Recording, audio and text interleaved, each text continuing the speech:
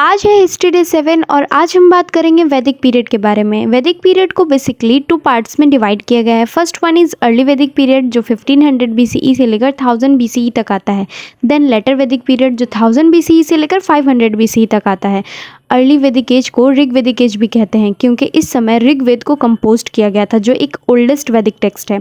इसके अलावा यजुर्वेद, सामवेद, अथर्ववेद को लेटर वैदिक पीरियड में कंपोज किया गया है। तो चलिए देखते हैं अर्ली वैदिक पीरियड को। आर्यंस मैक्स म्यूलर की थ्योरी के मुताबिक सेमी नोमैडिक पास्टरल पीपल थे जिनका ओरिजिनेट सेंट्रल एशिया में हुआ था, जो इंडिया में खैबर पास के ज़रिए प्रवेश किए थे।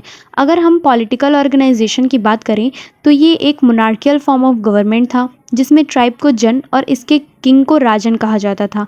इसके अलावा 3 तरह की असेंबलीज हुआ करती थी। सभा जिसमें जुडिशियल फंक्शन हुआ करते थे, समिति जिसमें राजन को इलेक्ट और री इलेक्ट किया जाता था, और विधाता जिसको असेंबली ऑफ मर्चेंट्स कहा जाता था।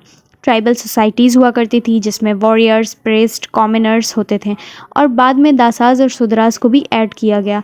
वर्ण शब्द का उपयोग सबसे पहले ऋग्वेद में आता है।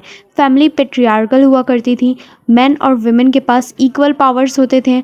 इकोनॉमी बेसिकली आर्टिसंस पर बेस्ड थी, जैसे कि कारपेंटर्स, वीवर्स, कॉबलर्स, पोटर्स, और इनकी ज़्यादातर लड़ाइयाँ काऊ के लिए होती थी। अगर आपको मेरी वीडियो पसंद आई तो प्लीज़ सब्सक्राइब करें and thank you for watching.